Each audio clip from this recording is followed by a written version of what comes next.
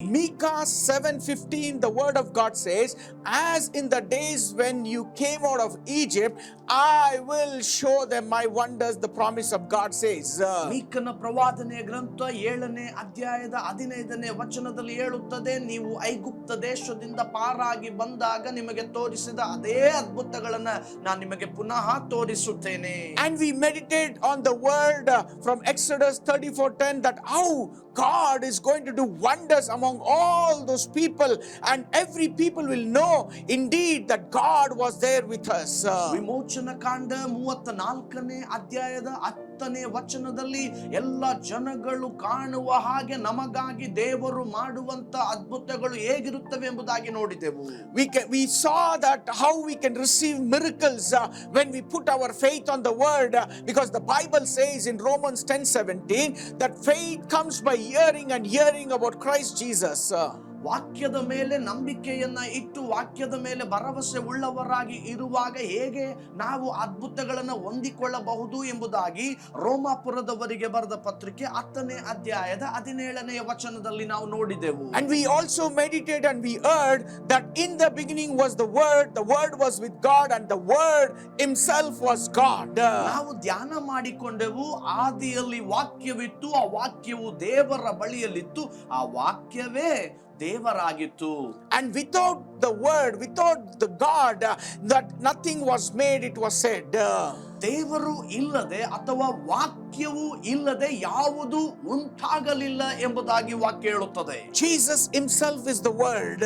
ಯೇಸು ಕ್ರಿಸ್ತನೇ ಆ ವಾಕ್ಯವೆಂಬಾತನು. He left heaven, he came down this earth in the form of a flesh. ಪರಲೋಕವನ್ನ ತ್ಯಜಿಸಿ ಮನುಷ್ಯಾವತಾರವನ್ನ ಧರಿಸಿ ಈ ಲೋಕಕ್ಕೆ ಬಂದನು. And we saw that the word of God is not dead, but it is alive, and it is like a double-edged sword.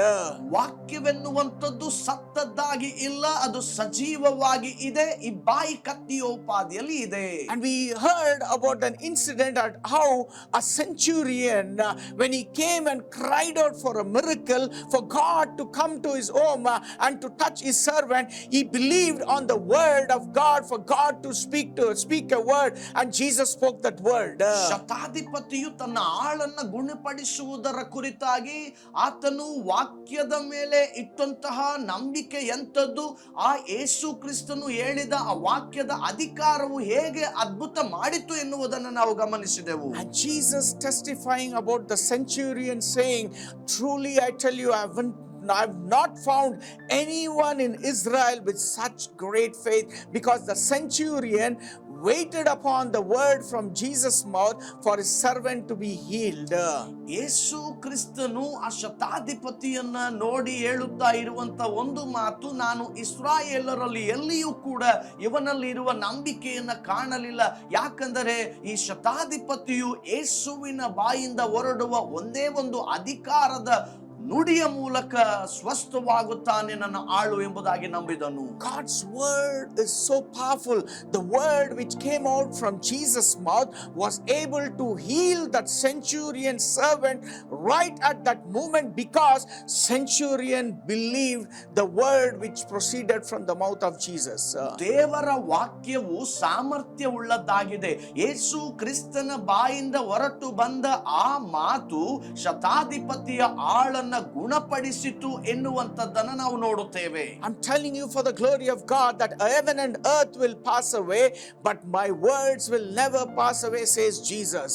ದೇವರ ಮಹಿಮೆಗಾಗಿ ನಾನು ಹೇಳುತ್ತೇನೆ, ಭೂಮಿ ಆಕಾಶಗಳು ಅಳಿದು ಹೋಗುತ್ತವೆ, ನನ್ನ ನುಡಿಗಳಾದರೋ ಎಂದಿಗೂ ಅಳಿದು ಹೋಗುವುದಿಲ್ಲ ಎಂಬುದಾಗಿ ಯೇಸು ಹೇಳುತ್ತಾನೆ. The word what you hear, the word what you hear, the word what you put your faith and meditate upon it, I am telling you, the word of God, the Bible says heaven and earth will pass away, but God's word will never pass away. ನೀನು ಯಾವ ವಾಕ್ಯವನ್ನ ಕೇಳುತ್ತೀಯೋ, ಯಾವ ವಾಕ್ಯವನ್ನ ಕೇಳಿದ ಹಾಗೆ ನೀನು ಧ್ಯಾನಿಸುತ್ತೀಯೋ, ಯೇಸು ಕ್ರಿಸ್ತನು ನುಡಿದ ಹಾಗೆ ಭೂಮಿ ಆಕಾಶಗಳೆಲ್ಲವೂ ಅಳಿದು ಹೋಗುತ್ತವೆ, ನನ್ನ ನುಡಿಗಳಾದರೂ ಎಂದಿಗೂ ಅಳಿದು ಹೋಗುವುದಿಲ್ಲ ಎಂಬುದಾಗಿ ಆತನು ಹೇಳುತ್ತಾನೆ. Jesus himself is the word.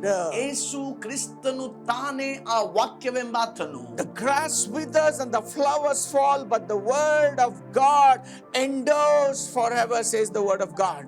ಹುಲ್ಲು ಒಣಗಿ ಹೋಗುತ್ತದೆ, ಹೂವು ಉದುರಿ ಹೋಗುತ್ತದೆ, ಆದರೆ ದೇವರ ವಾಕ್ಯವು ಸದಾ ನೆಲೆ ನಿಲ್ಲುವಂತದ್ದಾಗಿದೆ. Today I want to tell you, ಈ ದಿನ ನಾನು ನಿಮಗೆ ಹೇಳುತ್ತೇನೆ, God's word is not a dead word. ದೇವರ ವಾಕ್ಯವು ಸತ್ತದ್ದಲ್ಲ. We need to put our faith on the word. ನಾವು ನಮ್ಮ ನಂಬಿಕೆಯನ್ನ ದೇವರ ವಾಕ್ಯಗಳಲ್ಲಿ ಇಡಬೇಕು. Every word what you read, every word what you meditate, every word what you declare from your mouth, the Bible says, so is my word that goes out of from my mouth. It will not return to me empty, but will accomplish for what I desire, achieve the purpose of what it has been sent forth. ಯಾವ ವಾಕ್ಯವನ್ನ ನೀನು ಓದುತ್ತೀಯೋ, ಯಾವ ವಾಕ್ಯವನ್ನ ನೀನು ಧ್ಯಾನಿಸುತ್ತೀಯೋ, ಯಾವ ವಾಕ್ಯವನ್ನ ನೀನು ಘೋಷಿಸುವವನಾಗುತ್ತೀಯೋ, ಯೇಸು ಕ್ರಿಸ್ತನು ತಾನೇ ತಿಳಿಸುವಂತದ್ದು, ಭೂಮಿ ಆಕಾಶ ಅಳಿದು ಹೋಗುತ್ತದೆ, ನನ್ನ ವಾಕ್ಯಗಳು ಎಂದಿಗೂ ಅಳಿದು ಹೋಗುವುದಿಲ್ಲ ಎಂಬುದಾಗಿ. The word of God is so powerful. The Bible says in Joshua 1:8, if you keep this book of law always on your lips, meditate on it day and night, so that you may be careful to do everything what is written in it, then you will be prosperous and successful. ಯೆಹೋಶುವನ ಪುಸ್ತಕ 1ನೇ ಅಧ್ಯಾಯದ 8ನೆಯ ವಚನ ಹೀಗೆ ಹೇಳ್ತದೆ, ಈ ಧರ್ಮಶಾಸ್ತ್ರವು ಯಾವಾಗಲೂ ನಿನ್ನ ಬಾಯಲ್ಲಿ ಇರಲಿ, ಹಗಲಿರುಳು ಅದನ್ನ ಧ್ಯಾನಿಸುತ್ತಾ ಅದರಲ್ಲಿ ಬರೆದಿರುವುದನ್ನೆಲ್ಲ ಕೈಗೊಂಡು ನಡೆ, ಆಗ ನಿನ್ನ ಮಾರ್ಗದಲ್ಲೆಲ್ಲ ನೀನು ಸಫಲನಾಗುವಿ, ಕೃತಾರ್ಥನಾಗುವಿ ಎಂಬುದಾಗಿ. If you are going through a tough situation, if you are seeing failure after failure, I want to tell you, meditate and hold on to this word, because the Bible says when you keep this book of law always on your lips, or the word of God, meditate on it day and night, so that you will be able to carefully do what it says. When it is written, then you will be prosperous and successful. ನೀನು ಕಠಿಣವಾದ ಸ್ಥಿತಿಗತಿಗಳ ಮಧ್ಯದಲ್ಲಿ, ಪರಿಶೋಧನೆಗಳ ಮಧ್ಯದಲ್ಲಿ, ಸಮಸ್ಯೆಗಳ ಮಧ್ಯದಲ್ಲಿ ಹಾದು ಹೋಗುತ್ತಾ ಇರಬಹುದು, ಆದರೆ ಈ ದೇವರ ವಾಕ್ಯವನ್ನ ಹಗಲಿರುಳು ಬಾಯಲ್ಲಿ ಇಟ್ಟುಕೊಂಡು ಧ್ಯಾನಿಸುತ್ತಾ ಇರುವವನು ನೀನಾಗುವಾಗ ನಿನ್ನ ಜೀವಿತದಲ್ಲಿ ನೀನು ಯಶಸ್ವಿಯನ್ನ, ಏಳಿಗೆಯನ್ನ ಹೊಂದುವವನಾಗುತ್ತೆ. Second thing, we will see how we can receive miracles. ಎರಡನೆಯದಾಗಿ ನಾವು ನೋಡಬಹುದು ಹೇಗೆ ನಮ್ಮ ಅದ್ಭುತಗಳನ್ನ ನಾವು ಹೊಂದಿಕೊಳ್ಳಬಹುದು. We can receive miracles by putting our faith in God. ನಾವು ನಮ್ಮ ನಂಬಿಕೆಯನ್ನ ಹೇಗೆ ಹೊಂದಿಕೊಳ್ಳಬಹುದು ಎಂದರೆ ದೇವರ ವಾಕ್ಯದ ಮೇಲೆ ನಂಬಿಕೆ ಇಡುವುದರ ಮೂಲಕವಾಗಿಯೇ. Because the Bible says, ಯಾಕಂದರೆ ದೇವರ ವಾಕ್ಯ ಹೇಳುತ್ತದೆ, Jesus says in Mark chapter 11 verses 22, have faith in God. ಯೇಸು ಕ್ರಿಸ್ತನು ಹೇಳುತ್ತಾನೆ, ಮಾರ್ಕನು ಬರೆದ ಸುವಾರ್ತೆ 11ನೇ ಅಧ್ಯಾಯದ 22ನೇ ವಚನದಲ್ಲಿ, ದೇವರ ಮೇಲೆ ನಂಬಿಕೆ ಇಡಿರಿ ಎಂಬುದಾಗಿ. Listen very carefully.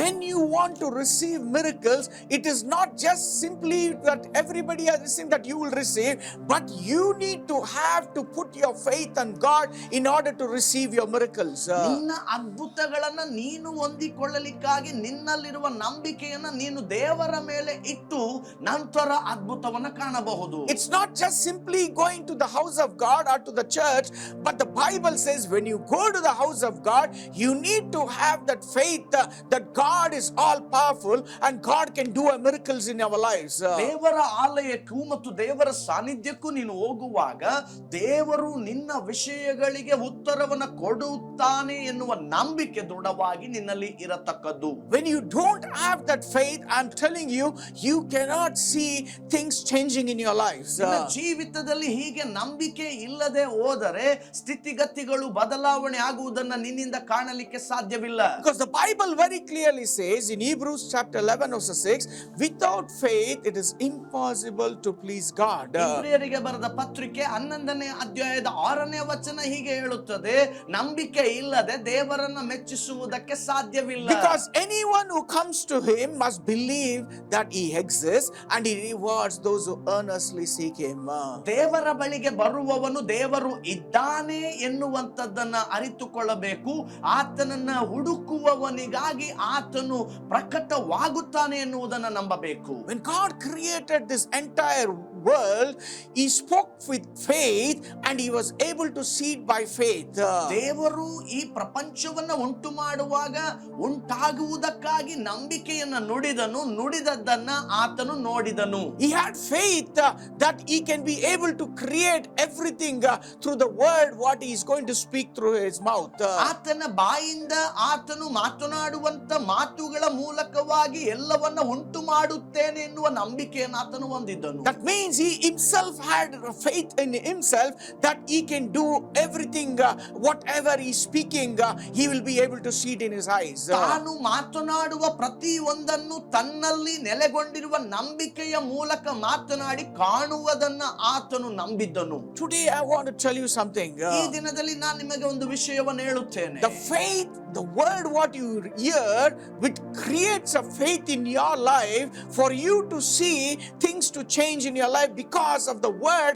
The faith in God will simultaneously work to see mountains moving out of your life. ನೀನು ಕೇಳುವ ದೇವರ ವಾಕ್ಯವು ನಿನಗಾಗಿ ಕಾರ್ಯವನ್ನ ಮಾಡುವಂತದ್ದಾಗುತ್ತದೆ.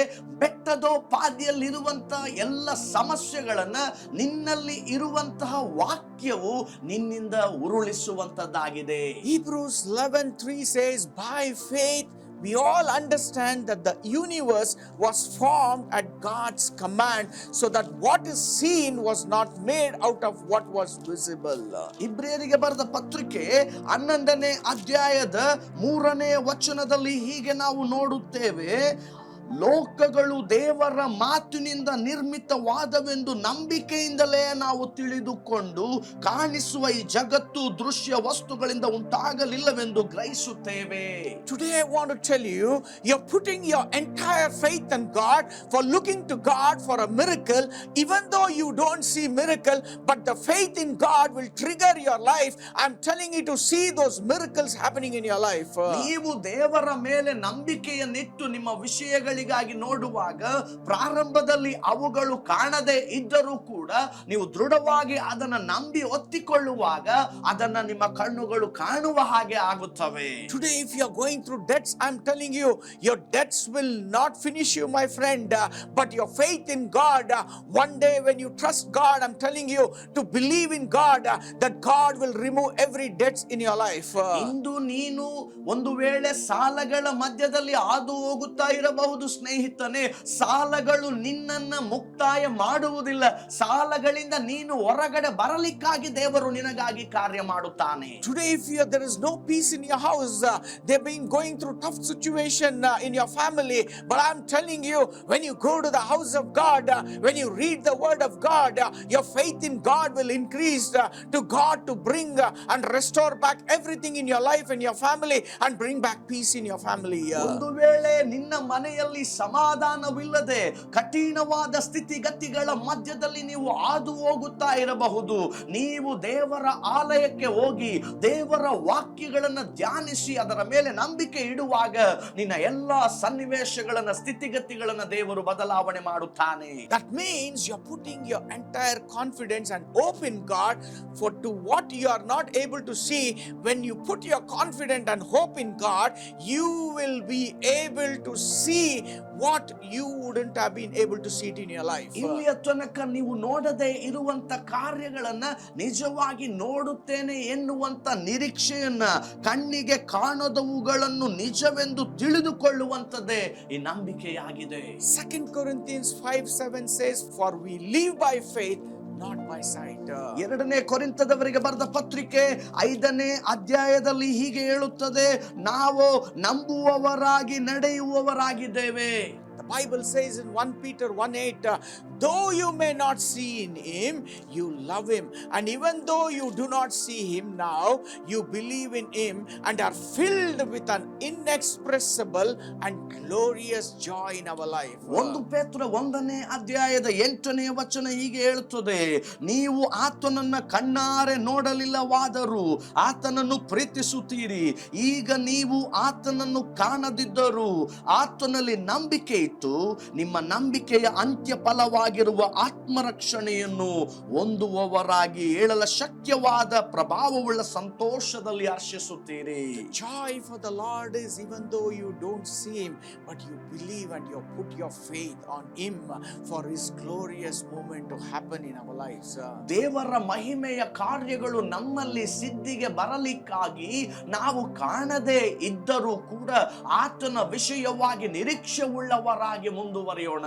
Hallelujah. Hallelujah. I'm telling you, if you want to receive something beautiful, if you want to receive a miracle in your life, if you want to see a breakthrough in your family, if you want to see a healing in your body, I'm telling you, get ready and put your faith on God for God to change every circumstances in your life. ನಿನ್ನ ಮನೆಯಲ್ಲಿ ಇಗೋ ಸೌಖ್ಯತೆಯನ್ನ ಹೊಂದಬೇಕಾದರೆ, ನಿನ್ನ ಮನೆಯಲ್ಲಿ ಒಂದು ಬಿಡುಗಡೆಯನ್ನ ಹೊಂದಬೇಕಾದರೆ, ನಿನ್ನ ಮನೆಯಲ್ಲಿ ಒಂದು ಬದಲಾವಣೆಯನ್ನ ಹೊಂದಬೇಕಾದರೆ ದೇವರ ವಾಕ್ಯದ ಮೇಲೆ ಭರವಸೆ ಇಟ್ಟು ಆತನು ಬದಲಾವಣೆ ಮಾಡುತ್ತಾನೆ ಎನ್ನುವುದಕ್ಕಾಗಿ ಕಾಯುತ್ತಿರ್ರಿ. Jeremiah 17:5 says, because we put our trust in man, the Bible says, cursed is the one who trusts in man.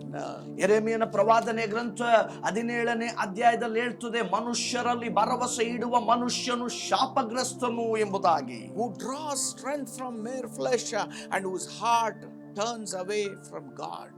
ಯಾರು ಮನುಷ್ಯರನ್ನ ದೃಷ್ಟಿಸಿ ದೇವರಿಂದ ಯಾರು ತನ್ನನ್ನು ತಾನು ತಿರುಗಿಸಿಕೊಂಡವನಾಗಿರುತ್ತಾನೋ. Today I want to tell you, people of God, ಈ ದಿನದಲ್ಲಿ ನಾನು ನಿಮಗೆ ಹೀಗೆ ಹೇಳುತ್ತೇನೆ, ಪ್ರಿಯ ದೇವ ಜನರೇ, when you become a child of God, ನೀವು ಯಾವಾಗ ದೇವರ ಮಕ್ಕಳಾಗುತ್ತೀರೋ, God expects you to put your faith on him for every need in your life. ನಿನ್ನ ಜೀವಿತದ ಪ್ರತಿಯೊಂದೊಂದು ಅಗತ್ಯತೆಗಾಗಿ ನೀನು ದೇವರ ಮೇಲೆ ನಂಬಿಕೆ ಇಡಬೇಕೆಂಬುದಾಗಿ ದೇವರು ಬಯಸುತ್ತಾನೆ. God doesn't want you to put your faith on anything else other than God. ದೇವರ ಮೇಲೆ ಅಲ್ಲದೆ ಬೇರೆ ಯಾವುದರ ಮೇಲೆ ನೀನು ನಂಬಿಕೆ ಇಡುವುದನ್ನ ದೇವರು ಎದುರು ನೋಡುತ್ತಿಲ್ಲ. Because the Bible says, cursed is the man who trusts in man. ಸತ್ಯವೇದ ಹೇಳುತ್ತದೆ, ಮನುಷ್ಯರ ಮೇಲೆ ಭರವಸೆ ಇಡುವ ಮನುಷ್ಯನು ಶಾಪಗ್ರಸ್ತನು. Cursed is the man who draws strength from mere flesh and whose hearts are turned away from God. ದೇವರಿಂದ ತಮ್ಮ ಮನಸ್ಸನ್ನು ತಿರುಗಿಸಿಕೊಂಡು ಮನುಷ್ಯರ ಭುಜಬಲವನ್ನ ಎದುರು ನೋಡುವವನು ಶಾಪಗ್ರಸ್ತನು. Today your faith in God, I'm telling you, get ready to see things to happen in your life. ಈ ದಿನದಲ್ಲಿ ಒಂದು ವೇಳೆ ನೀವು ಸಿದ್ಧರಾಗಿರುವುದಾದರೆ ನೀವು ನಿಮ್ಮ ಜೀವಿತದಲ್ಲಿ ಆಶೀರ್ವಾದಗಳನ್ನು ಕಾಣಲಿಕ್ಕಾಗಿ ಸಿದ್ಧರಾಗ್ರಿ. Our God is a miracle working God. ನಮ್ಮ ದೇವರು ಅದ್ಭುತಗಳನ್ನ ಮಾಡುವ ದೇವರು. When you have faith in God and whatever you ask in prayer, God will be able to do it, and whatever you have cried out to God, God will answer your prayers.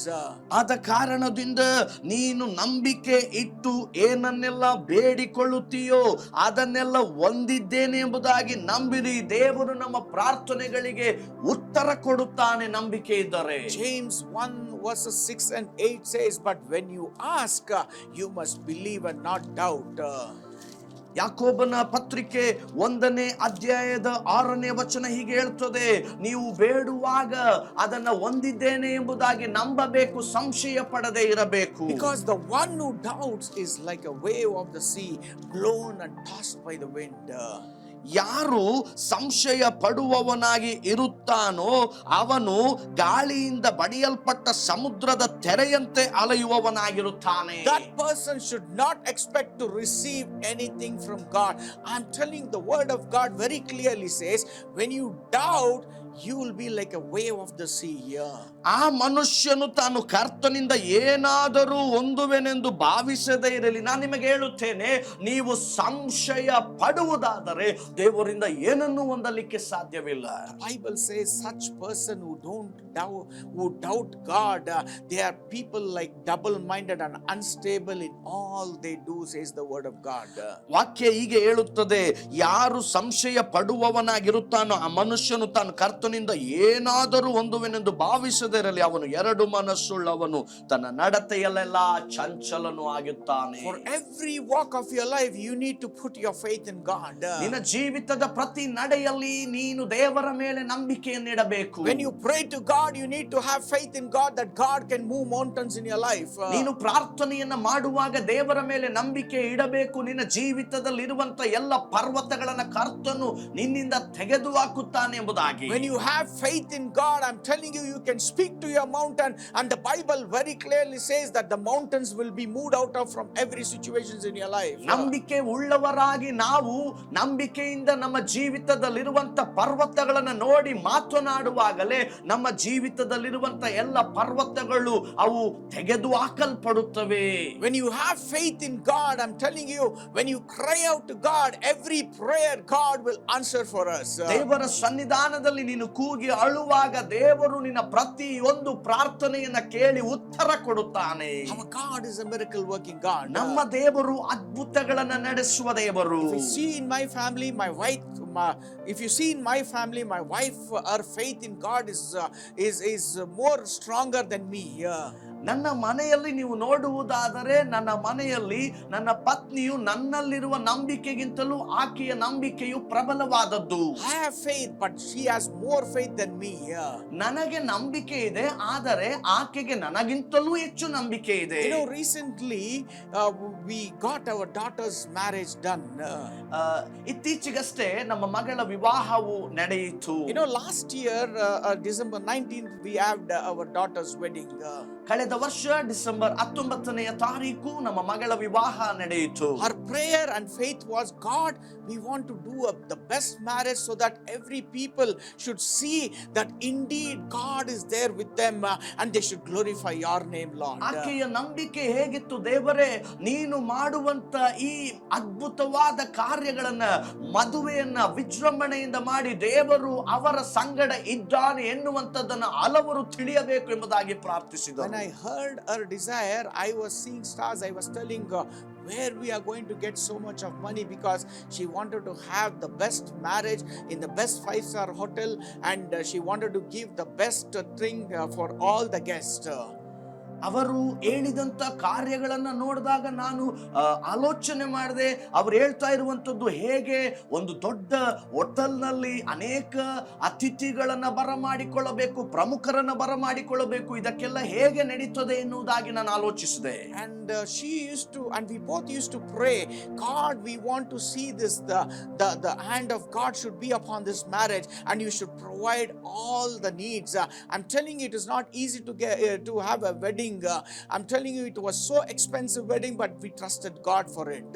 ನಾವು ಇಬ್ಬರು ಒಂದಾಗಿ ಸೇರಿ ಜೊತೆಗಿದ್ದು ನಂಬಿಕೆಯಿಂದ ಪ್ರಾರ್ಥನೆಯನ್ನ ಮಾಡಿದೆವು. ನಿಮಗೆ ಗೊತ್ತು, ವಿವಾಹವನ್ನು ನಡೆಸುವಂತದ್ದು ಸುಲಭವಾದ ಕಾರ್ಯವಲ್ಲ.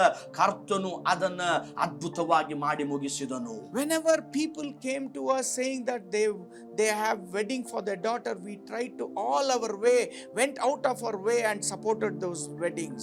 ಅನೇಕರು ಬಂದು ತಮ್ಮ ಮಕ್ಕಳ ವಿವಾಹ ಇದೆ ಎಂಬುದಾಗಿ ಹೇಳುವಾಗಲೇ ನಮ್ಮ ಕೈಲಾದಷ್ಟು ಮಟ್ಟಿಗೆ ಅವರಿಗೆ ನಾವು ಸಹಾಯವನ್ನು ಅವರು ಮಾಡುತ್ತಾ We ಇದ್ದೇವೆ. helped so many people for their daughter's wedding. ಅವರ ಮಕ್ಕಳ ವಿವಾಹಗಳಿಗಾಗಿ ನಾವು ಸಹಾಯ ಮಾಡುತ್ತಿದ್ದೆವು. And we started praying to God, God, it is today, it is our daughter's wedding.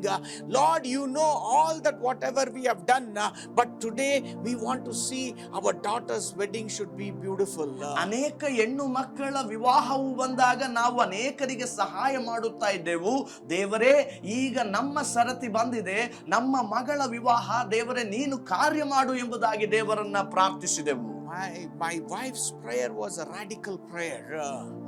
ನನ್ನ ಪತ್ನಿಯ ಪ್ರಾರ್ಥನೆ ಅದು ಬಹಳ ನಂಬಿಕೆಯಿಂದ ತುಂಬಿದ್ದಾಗಿತ್ತು. She started praying every day and crying out to God, God, you are a God.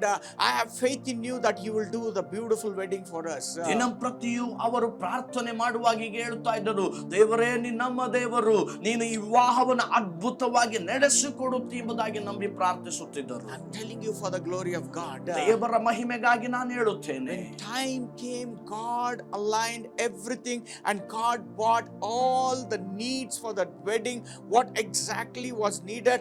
I'm telling you, even today people talk about this wedding, that how God did this wedding for us. ವಿವಾಹದ ಸಮಯ ಬಂದೇ ಬಿಡಿತು. ಬಂದ ನಂತರ ದೇವರು ಏನನ್ನೆಲ್ಲ ಯಾವ ಸಮಯದಲ್ಲಿ ಹೇಗೆಲ್ಲ ಮಾಡಬೇಕೆಂಬುದಾಗಿ ಆಲೋಚಿಸಿ ಆಯೋಜಿಸಿದ್ದನು. ದೇವರು ಅದ್ಭುತವಾಗಿ ಅದನ್ನ ಮಾಡಿ ಮುಗಿಸಿದನು. We needed so much of money for the wedding. I'm telling you, at the time of wedding, many people go take debts to conduct this wedding. But I'm telling you, for the glory of God, not even 1 rupee we were able to take debt, but God bought us exactly what was needed, and it was beautiful wedding God gave us, and it was marvelous in people's eyes. ವಿವಾಹದ ಸಮಯಗಳಲ್ಲಿ ಹೋಗಿ ಹಲವರು ಸಾಲವನ್ನ ತೆಗೆದುಕೊಂಡು ಬಂದು ವಿವಾಹವನ್ನ ಮಾಡುತ್ತಾರೆ. ದೇವರ ಮಹಿಮೆಗಾಗಿ ನಾವು ಹೇಳುತ್ತೇವೆ, ನಾವು 1 ರೂಪಾಯಿಯನ್ನ ಸಾಲವಾಗಿ ತೆಗೆದುಕೊಳ್ಳದೆ ದೇವರು ಅತಿ ವಿಜೃಂಭಣೆಯಿಂದ ಆಶೀರ್ವದಿಸಿ ಆ ವಿವಾಹವನ್ನ ಮಾಡಿದನು. Why? Because we had faith in God that God can do it for us. ಯಾಕೆ ಎಂಬುದಾಗಿ ನೋಡುವುದಾದರೆ, ನಾವು ದೇವರ ಮೇಲೆ ನಂಬಿಕೆ ಇಟ್ಟಿದ್ದೆವು, ದೇವರು ಅದನ್ನು ನಮಗಾಗಿ ಮಾಡುತ್ತಾನೆ ಎಂಬುದಾಗಿ ಅರಿತಿದ್ದೆವು. When you want something from God, you need to pray and cry out to God and say, God, we have faith in you that you will be able to do it for us.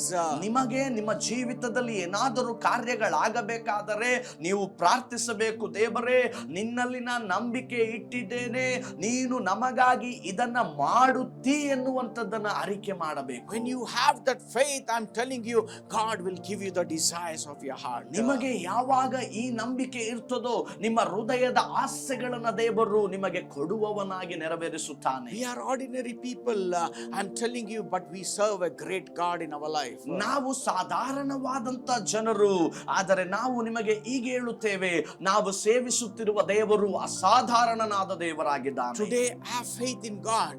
ಈ ದಿನದಲ್ಲಿ ನೀವು ದೇವರ ಮೇಲೆ ನಂಬಿಕೆ ಇಡಿರಿ, so that God will do everything whatever you have planned, and whatever you have been crying, God can change everything in your life. ದೇವರ ಮೇಲೆ ನೀವು ನಂಬಿಕೆ ಇಟ್ಟು ಏನನ್ನೆಲ್ಲ ಎದುರು ನೋಡುತ್ತಾ ಇದ್ದೀರೋ, ಏನನ್ನೆಲ್ಲ ನೀವು ಆಯೋಜನೆ ಮಾಡಿಕೊಂಡಿದ್ದೀರೋ, ಅದಕ್ಕನುಗುಣವಾಗಿ ದೇವರು ನಿಮಗಾಗಿ ಚಲಿಸುತ್ತಾನೆ.